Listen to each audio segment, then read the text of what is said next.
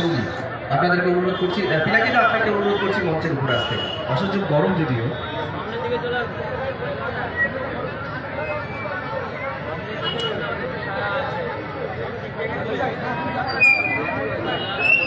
আচ্ছা, বেলাদিকে অনুরোধ করছি। ও বেলা, বসো।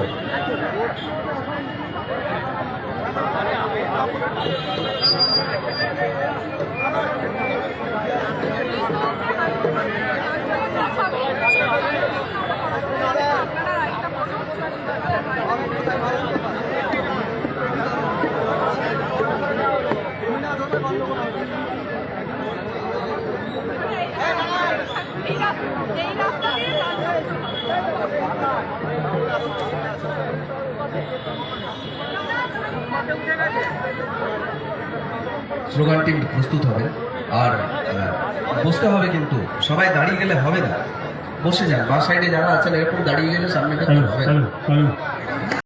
আমার প্রণাম জানাচ্ছি। সংগ্রামী যৌথ মঞ্চ রাজ্যের মুখ্যমন্ত্রী তিনি যখন বক্তৃতা দেন, দেখবেন স্টেজে ঘুরে ঘুরে বক্তৃতা দেয়, একবার এপারে যাচ্ছে একবার ওপারে যাচ্ছে। কেন যায় বলুন তো? হ্যাঁ, একজন বলছে টেনশন, আমি বলছি যে ওটা ভয়। উনি ভয়ে, সংগ্রামী যৌথ মঞ্চের ভয়ে একবার এদিক একবার ওদিক স্টেজের মধ্যে এরকম ওই সাইকারের মতো এদিক ওদিক যাতায়াত করেন। উনি যদি পশ্চিমবঙ্গে কোনো সংগঠনকে ভয় পায়, সারা ভারতবর্ষে কোনো সংগঠনকে ভয় পায়, সেটার নাম হচ্ছে সংগ্রামী যৌথ মঞ্চ। দেখুন, এখন তো মুখ্যমন্ত্রী নেই, এখন তো ওনার বাড়ির সামনে যদি যান দেখবেন ওই কন্যাশ্রী সব নির্বাচন কমিশন সাদা কাপড় দিয়ে ঢেকে দিয়েছে, বড় বড় করে প্ল্যাকার্ড দেওয়া ছিল, সব ঢেকে দিয়েছে। এখন উনি মুখ্যমন্ত্রী নেই, তাও এত ভয় কিসের? সংগ্রামী যৌথ মঞ্চকে এখন সই করার কোনো ক্ষমতা নেই। সংগ্রামী যৌথ মঞ্চ মিছিল করতে পারবেন। এবং কোর্টে যে শুনানি হলো সেখানে আমি ছিলাম, সারাক্ষণ উপস্থিত ছিলাম। সেখানে যখন এই হাজরার মোড়ে আর আটকাতে পারছে না কোনোভাবেই, বিচারক বলছেন যে না, এটা কর্মচারীদের সাংবিধানিক অধিকার, তাদের জমায়েত করার সাংবিধানিক অধিকার আছে, শান্তিপূর্ণভাবে জমায়েত করার। তখন নবান্ন থেকে ফোনে খবর এলো, একজন আমি দেখলাম ওনাকে কানে কানে গিয়ে বলছে যে এখান থেকে 100 মিটার দূরে নাকি মুক্তাঙ্গন আছে, থিয়েটার হল, আপনারা চেনেন অনেকে, সেখানে ওদের জমায়েত করতে দিন। অর্থাৎ হাজরা মোড়ে যেন কোনোভাবে জমায়েত না হয়। আমরা সেই বাধা ভেঙেছি, বারবার ভেঙেছি। 23 সালে 6 মে আমরা 1 লক্ষ লোকের মিছিল করেছিলাম, আপনাদের মনে আছে। তো সেই সংগ্রামী যৌথ মঞ্চকে উনি ভয় পান বলেই আজকে এই সমাবেশও বাধা দেওয়ার চেষ্টা করেছিল। গতকালকে জানেন, গতকালকে আমরা অরিন্দম মণ্ডলের উপরে যে আক্রমণ হয়েছে, ভাস্কর ঘোষ যার টার্গেট ছিল, আপনারা সকলেই জানেন। উনি বলেন যে ধমকে চমকে আমাকে ভয় দেখানো যাবে না। উনি কার ধমক চমকে ভয় পান? সংগ্রামী যৌথ মঞ্চের ধমক চমকে ভয় পান। তাই ভাস্কর ঘোষকে হত্যা করতে গেছিল, খুন করতে গেছিল। সেই অরিন্দম মণ্ডলের বিষয় নিয়ে কালকে যাওয়া হয়েছিল ওই সিইওর অফিসে, যেমন এর আগে সৈকত চ্যাটার্জির বিষয় নিয়ে আমরা গেছি। এবং সৈকত চ্যাটার্জির বিষয়ে আপনারা জানেন, আমরা দাবি তুলেছিলাম যে দোষীদের গ্রেফতার করতে হবে এবং যে ভিডিও তাকেও গ্রেফতার করতে হবে। তা ভিডিওকে আর ইলেকশন কমিশন এফআইআর করেনি, তার নামে উল্টে তাকে সাসপেন্ড করেছে। সংগ্রামী যৌথ মঞ্চের যে লড়াই, সৈকত চ্যাটার্জি যে বুক ফুলিয়ে যে লড়াই দিয়েছে, যার যে রক্তপাত হয়েছে। আমি যখন সৈকতকে ফোন করলাম, বললো যে দাদা আমার রক্তপাত সার্থক হয়েছে, অর্থাৎ ওই ভিডিওকে সাসপেন্ড করতে বাধ্য করেছে। আর কোন সংগঠন আছে পশ্চিমবঙ্গে এইরকম কর্মচারী, শিক্ষক, শ্রমজীবী মানুষের সংগঠন? এত তো সংগঠন দেখছেন চারদিকে, এত মঞ্চ আছে, কেউ এরকম বুক চিতিয়ে রক্তপাতের লড়াই সৈকত চ্যাটার্জি, অরিন্দম মন্ডলের মতো রক্তপাত ঘটছে কোন সংগঠনের আছে? যা হচ্ছে রাজনৈতিক দলের হচ্ছে। আমরা কোন রাজনৈতিক দলের প্রতিনিধি নই। অর্থাৎ এই যে 3 বছরের অবস্থান, আমাদের লড়াই, এবং রাজ্যের মুখ্যমন্ত্রী যিনি সরকারি কর্মচারীদের কুকুর বেড়াল বলেছিল, তারপরে যখন অবস্থান চলছিল তখন চোর ডাকাত, ডাকাতের সর্দার বলেছিল, 23 সালে ডিসেম্বর মাসে যখন আমরা নবান্নর ভেতরে অবস্থান করলাম, তার আগের দিন মনে আছে বিকেলবেলা অ্যালেন পার্কে হাত জোর করেছিল কর্মচারীদের, 4% দিয়ে ঘোষণা করল। এই যে লড়াই আমরা দিতে পারছি, আজকে যে কারণে আমরা সমাবেশিত হয়েছি তার প্রথম দাবি হচ্ছে যে গ্র্যান্টি নেডের যে কর্মচারী, তাদের কোনোভাবে বাদ দেওয়া চলবে না। যখনই আমরা কালীঘাট চলো এই কর্মসূচি ঘোষণা করলাম, সাথে সাথে উনি সুরসুর করে স্টেজের ওপরে ভয়ে ঘুরতে ঘুরতে বললেন, চিন্তার কিছু নেই, গ্র্যান্টি নেডেরাও পাবে। সংগ্রামী যৌথ মঞ্চ ভয়ে বলতে বাধ্য হলো। তার আগে কি হলো, মূল মামলা আপনারা জানেন যে সংগ্রামী যৌথ মঞ্চ যখন ঢুকলো তখনই কিন্তু আমরা ধর্মদাস অ্যাসোসিয়েট যে সলিসিটার ফার্ম, তাদের দিয়ে আমরা মামলাটা তোড়াতে পারলাম। গোপাল সুব্রমণিয়ামকে দাঁড় করিয়ে আমরা সেই মামলার পুরো বক্তব্য শোনালাম, জাজকে শোনালাম, কিন্তু ধর্মদাস অ্যাসোসিয়েট মামলা তুলতে পারে, মামলা বের করে আনতে পারে না। মানে মামলার রায়টা, এটা হচ্ছে অনেকটা ওই চক্রবুয়ের মতো, অভিমন্য ঢুকতে জানে কিন্তু বেরোতে জানে না। মামলার রায় ওখানে আটকে গেল। আমরা সবাই অল্প বিস্তর চিন্তা করছি কি হলো। রাজ্যের মুখ্যমন্ত্রী একটা সাহসের কাজ করলেন, উনি কালো শাল গায়ে দিয়ে এসআইআর নিয়ে ওখানে ওকালতি করতে গেলেন। 70-এর দশকে যারা ওকালতি পাশ করেছেন, আমরা তখন অল্প বয়স, আমরা জানি ওই যে নব কংগ্রেসের যারা ছিল আর কি, বর্তমান মুখ্যমন্ত্রী যার প্রোডাক্ট, তারা প্রত্যেকে হচ্ছে বেঞ্চের উপরে ছুরি গেঁথে বই দেখে লিখে প্রত্যেকে ল পাস করেছে। তবে ওটা ভুয়ো ডিগ্রি নয়, ওটা ওই ডক্টরেট ডিগ্রির মতো ইস্ট জর্জি ইউনিভার্সিটির ভুয়ো ডিগ্রি নয়, ওটা হচ্ছে ছোড়া ডিগ্রি, ছুরি মারা ডিগ্রি। ওটা LLB ছুরি মারা ডিগ্রি। সেই ছুরি মারা ডিগ্রি নিয়ে গেছে গায়ে লাল শাল দিয়ে, এই কালো শাল দিয়ে। আসলে তো কালো, মনটা তো কালো, ওই জন্য কালো শাল গায়ে দিয়ে গেছে, সাদা শাল গায়ে দেওয়ার মতো সাহস নেই। মাননীয় বিচারপতি, প্রধান বিচারপতি, তিনি কি করবেন? তিনি ভাবলেন যে ওই যেরকম লোকসভার কাগজ ছুঁড়েছিল স্পিকারের মুখে, সেরকম যদি সুপ্রিম কোর্টে যদি স্পিকারের এই বিচারপতির মুখে কাগজ ছোড়ে, তাহলে তো তার একটা সুপ্রিম কোর্টের একটা মর্যাদা হানি হবে, যে মর্যাদা বোধ মুখ্যমন্ত্রীর নেই। তার জন্য এই প্রতীক জৈনকে বাঁচানোর জন্য ছিনতাই করতে গেছিল আইপ্যাকের কাগজ, আপনারা দেখেছেন। যে মর্যাদা বোধ মুখ্যমন্ত্রীর নেই, প্রধান বিচারপতি আছে, ওই জন্য উনি ভদ্রভাবে বললেন যে আপনি আর উকিলকে বলতে বলুন। কিন্তু প্রধান বিচারপতি তার যে করণীয় সেই কাজটা কিন্তু করে দিলেন। আপনাদের মনে আছে 4 ফেব্রুয়ারি রাত্রির বেলা ঘোষণা হয়ে গেল, অল অন এ সাডেন, আমরা কেউ জানতাম না যে আগামীকাল ডিএ রায় বেরোবে। 5 তারিখে ডিএ রায় বেরোবে। এটার কারণ হচ্ছে ওনার ওই কালো শাল।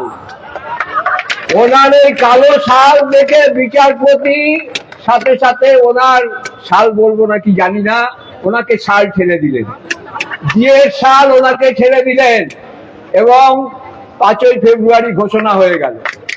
তারপরে কি হলো, আমি একটু ইতিহাসটা সবাইকে পর্যালোচনা করার জন্যই বলছি।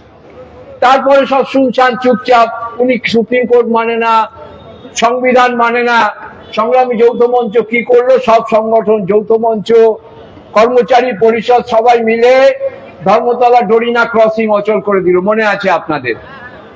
প্রথম উনি খেলেন, তারপরে 13 মাস ধর্মঘট ডাকা হলো, এবং সেই ধর্মঘট ব্যাপকভাবে সফল হলো। এবং কোথায় সফল 100%? সেটা হচ্ছে কলকাতা হাইকোর্টে। কলকাতা হাইকোর্টে যেই 100% সফল হলো, সুপ্রিম কোর্টে তার রিপোর্ট চলে গেল যে এই মাননীয় মুখ্যমন্ত্রী তিনি সুপ্রিম কোর্টের রায় মানছেন না বলে কলকাতা হাইকোর্ট বন্ধ, জাজেরা রিপোর্ট পাঠিয়েছে। সেই ভয়ে হলো স্টেজে দৌড়দৌড়ি করতে করতে উনি একটা এক্সট্যান্ডারে লিখে দিলেন, মা মাটি মানুষের সরকার নাকি এই টাকা দিচ্ছে। ভাবুন তো, সবই তো মাটি হয়ে গেছে, সবই মাটি হয়ে গেছে। সেই জন্য এক্সট্যান্ডারে লিখলেন। যখন বুঝলেন যে সব মাটি হয়ে গেছে, আর বাঁচানো যাবে না, সুপ্রিম কোর্ট এবার চিফ সেক্রেটারিকে অ্যারেস্ট অর্ডার দেবে, তখন উনি এক্সট্যান্ডারে টুইট করলেন। আর তারপরে সরকারি যে ফিনান্সের অর্ডারটা বেরিয়েছে, সেখানে কোথাও দেখেছেন মা মাটি মানুষের কথা আছে? কেউ দেখেছেন? আমার যদি দেখাতে পারেন। নেই সেখানে, সেখানে থাকবে না তো। জানেন চিত্রশিল্পীও আছে উনি, ছবি বিক্রি করে উনি একসময় মুখ্যমন্ত্রী যখন প্রথম হলেন, তখন উনি যখন ঘরটা সাজাচ্ছেন, গাড়িটা ছবি বিক্রি করেছি, 2 কোটি টাকা আমার ছবি বিক্রি হয়েছে, তাই দিয়ে আমি ঘর সাজিয়েছি। তো এই যে মুখ্যমন্ত্রী, তার অনেক দূর উনি দেখতে পান। ওরা দলের যে নামটা দিয়েছেন তার অধ্যক্ষর গুলো হিসেব করে দেখুন। টি মানে কি? ইংরেজিতে থিপ। এম মানে কি? মার্ডারার। আর সি মানে কি? চিটার। 1998 সালে দেখুন, উনি জানতেন যে ওনার দলটা আসলে এদের নিয়ে তৈরি হবে। ওনার দলটা এই থিপ, মার্ডারার, চিটারদের নিয়ে তৈরি হবে এবং বাঙালি জাতিটাকে শেষ করবে। বাঙালি জাতিটাকে শেষ করবার জন্য এই দলটা তৈরি করেছিল। বাঙালি জাতির যে অস্মিতা, রবীন্দ্রনাথ নজরুলের যে বাংলা, সেই বাংলাকে শেষ করবার জন্য, বিবেকানন্দ জগদীশ চন্দ্র বোসের যে বাংলা, তাকে শেষ করবার জন্য ওনার আবির্ভাব হয়েছিল। অস্মিতা একমাত্র ধরে রেখেছে সংগ্রামী, করেও তো তুলতে পারেনি, শত চেষ্টা করে দিয়ে আটকে রাখতে পারেনি। আমাদের আন্দোলনের ফলে বাধ্য হয়েছিল ঘোষণা করতে যে 5 লক্ষ শূন্য পদ রয়েছে। তারপরে কি বুদ্ধি দিল, ওই হরিকৃষ্ণ কি আছে, হরিকৃষ্ণ দ্বিবেদী নাকি, আর আলাপন বন্দ্যোপাধ্যায় 2.5 টাকা করে যারা মাইনে নেয়, তারা বললো যে ওই ওবিসি তো শূন্য পদ পূরণ করা যাচ্ছে না, তাই ধামাচাপা দিই। 4 লক্ষ, ওবিসির 20% বাদ দিলে 4 লক্ষ শূন্য পদ তো এখনই পূরণ করা যায়। কেন পূরণ করছেন না? পূরণ করবেন না কারণ সেখানে যে কাটমানি খাওয়ার ছিল, সেই কাটমানি এখন আপাতত আন্দোলনের ফলে ধামাচাপা পড়েছে। যারা যারা কাটমানি খেয়েছে তাদের বাদ দিয়ে উনি ভাব দেখাচ্ছেন যে ওটা নাকি আগের আমলের ব্যাপার। ওনার আমলটা আগের আমল হয়ে গেছে, তা উনিও পূর্বতন হয়ে যান না, উনিও নিজে পূর্বতন হয়ে যান না। উনিও তো তাহলে পূর্বতন মুখ্যমন্ত্রী, বর্তমান মুখ্যমন্ত্রী নন তো। এই অনিয়মিত কর্মচারী, পাম্প অপারেটর, ভালভ অপারেটর, তাদের বেতন বন্ধ। আপনারা জানেন যে অঙ্গনওয়াড়ি কর্মী কেন্দ্রীয় সরকারের থেকে ওই মোবাইল কেনা বাবদ 19 সাল থেকে কয়েক কোটি টাকা আটকে রেখেছিল। সংগ্রামী যৌথ মঞ্চের ধারাবাহিক 2 বছর আন্দোলনের ফলে তারা সেই টাকা পেয়েছে, মোবাইলের সেই টাকা পেয়েছে। ধর্মঘট করবার ফলে সেক্রেটারিয়েট কর্মচারীদের প্রমোশনের দিগন্ত খুলে গেছে। সংগ্রামী যৌথ মঞ্চ এই আন্দোলন একের পর এক করেছে বলেই উনি তাকে ভয় পেয়েছেন। এবং এই যে আজকের যে সমাবেশ, সেখান থেকেও আমরা বুঝিয়ে দিতে চাই, আমরা কোর্টকে মান্যতা দিই। কোর্ট বলেছে 1000-এর বেশি লোক যাতে না থাকে, আমরা কোর্টকে মান্যতা দিয়েই এখানে 1 লক্ষ লোক জড়ো করিনি। কিন্তু এটা আমরা বলে যেতে চাই যে যারা ওনাকে বুদ্ধি দিয়েছিল, উনি তো কথায় কথায় বলে জগাই মাধাই, বলে না জগাই মাধাই, ওনার জগাই মাধাই কারা? ওনার জগাই মাধাইয়ের নাম হচ্ছে, জেনে রাখুন, অমিত মিত্র প্রাক্তন অর্থমন্ত্রী আর অভিরূপ সরকার অর্থনীতিবিদ। সেই জগাই মাধাইরা ওনাকে পরামর্শ দিয়েছিল। আনন্দবাজার পত্রিকায় আবার পোস্ট এডিটোরিয়ালও লিখেছিল যে ডিএটা নাকি দয়ার দান নয়, আর অমিত মিত্র দয়ার দান। আর ওখানে মানে আমরা দয়ার দান নয় বলি তো, বলতে বলতে ওইটাই বেরিয়ে গেছে। আসলে অভিরূপ সরকার বলেছিল ডিএ দয়ার দান, আর অমিত মিত্র বলেছিল কোনো ডিএ নাকি বকেয়া নেই। আজকে সেই অমিত মিত্র, অভিরূপ সরকাররা কোন গর্তে গিয়ে লুকিয়েছে? টেনে বের করুন ওদের ওই গর্ত থেকে, টেনে বের করুন বিশ্বাসঘাতক গুলোকে। সরকারি কর্মচারীদের অধিকার কাটতে চেয়েছে। আজকে আগামী দিনে যদি পেনশন, এখানে অনেকে বলছিলেন যে আমরা ওর পেনশনের ব্যবস্থা করবো, হ্যাঁ ঠিকই, কিন্তু কোন রাজনৈতিক নেতা তার পেনশন পাওয়ার কোনো অধিকার নেই। পেনশন কেন আমাদের দেয় আপনারা জানেন। সংগ্রামী যৌথ মঞ্চ এই প্রচারের আগে অনেক কর্মচারী সেটা জানতেন না, এখনো হয়তো অনেকে জানেন না। আমরা ওর মুখ বন্ধ করেছি যখন বলতো যে আমি পেনশন দিচ্ছি। আমরা সংগ্রামী যৌথ মঞ্চ থেকে লাগাতার বলে গেছি 3 বছর ধরে যে পেনশন আমাদের নিজেদের টাকা, প্রভিডেন্ট ফান্ডে যে টাকা জমা রাখা হয় সেই টাকা দিয়ে পেনশন দেয়। ওদের কোনো প্রভিডেন্ট ফান্ড আছে এই রাজনৈতিক নেতাদের? তাদের কোনো টাকা কাটা হয় ভবিষ্যতে পেনশনের জন্য? তো পেনশন কিসের জন্য পাবেন? কিসের জন্য ওরা পেনশন পাবে? ওরা ব্যবসা করতে পারে, চুরি করে কোটি কোটি টাকা লুট করতে পারে, আর পেনশনেও সরকারি কর্মচারীদের সমান 3 গুণ বেতন। একজন আমরা ওই এমএলএরা বলেছে যে আমাদের আন্ডারে, মন্ত্রীরা বলেছে আমাদের আন্ডারে তো ওই এরা কাজ করে, আইএএস অফিসাররা, আইপিএস অফিসাররা, তাদের বেতন আমাদের থেকে কি করে বেশি হয়? উনি বললেন হ্যাঁ এক্ষুনি বাড়িয়ে দিচ্ছি, 1,20,000 বেতন হয়ে গেল।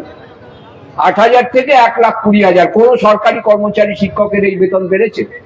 বাড়েনি। অর্থাৎ যেটা ওনার হাতে আছে, যে ক্ষমতা আছে, দেখুন সেই চোরেদের জন্য ওই যে বলেছে যে 294টা কেন্দ্রে ধরে নিন আমি দাঁড়িয়ে আছি, আমি দাঁড়িয়েছি, তার মানে 294টা কেন্দ্রে থিপ, মার্ডারার এবং চিটাররা দাঁড়িয়েছে। এবং পশ্চিমবাংলার মানুষের ভবিষ্যৎ আগামী দিনে বুঝে নেবে। আর বেশি কিছু বলতে চাই না। আমাদের আন্দোলন সংগ্রামী যৌথ মঞ্চের, ওনার কাঁপন ধরানোর যে আন্দোলন, উনি ফিরে আসুন, উনি না ফিরে আসুন, আমাদের কিছু যায় আসে না। আমাদের আন্দোলন আমাদের চালিয়ে যেতে হবে নিজেদের কোমরের জোরে, নিজেদের পায়ের জোরে। এই কথাটা আজকে মনে রাখবেন এবং সেই সংকল্প প্রত্যেকে মনে মনে করুন যে রবীন্দ্রনাথ বাঙালির যিনি পথিকৃৎ, তিনি বলে গেছেন যে আত্মশক্তির কথা, অর্থাৎ প্রত্যেকের মধ্যে এই শক্তি আছে। সেই শক্তি আপনারা জাগিয়ে তুলুন। কোন রাজনৈতিক দলের লেজুর ভিত্তি করবেন না। এখানে উত্তরপ্রদেশের হরিকিষণ তিওয়ারিজি বসে আছেন। আমরা বিভিন্ন রাজনৈতিক দলের কাছে আমাদের দাবি যখন জানাতে গেছিলাম, বিজেপি অফিসেও গেছিলাম, বিজেপির যিনি কর্মকর্তা ওখানে আছেন, যিনি পশ্চিমবঙ্গের ভোটের দায়িত্বে, সুনীল বনসল, তাকে এই হরিকিষণজি প্রথম কথাই বলছেন যে আমি বিজেপি নই। আমি ওনাকে হাত জোর করে প্রণাম জানিয়েছিলাম যে পশ্চিমবঙ্গে কোনো নেতার এই সাহস হবে না বলতে যে আমি ওই আপনার এক দলের নই। এখানে এই যে কালচার তৈরি করে দিয়েছে গত 50 বছর ধরে সরকারের বন্ধুত্বের যে নীতি, সংগ্রামী যৌথ মঞ্চ সেই জালকে ছিন্ন করেছে, ব্যাপকভাবে ছিন্ন করেছে। এবং আগামী দিনে সেই পথেই আমাদের লড়াইয়ের পথে, সেটা আইনের লড়াই হোক, রাস্তার লড়াই হোক, সেই লড়াইতে আমরা থাকবো। এই অঙ্গীকার করে সকলকে আবার আমার প্রণাম জানিয়ে বক্তব্য শেষ করছি।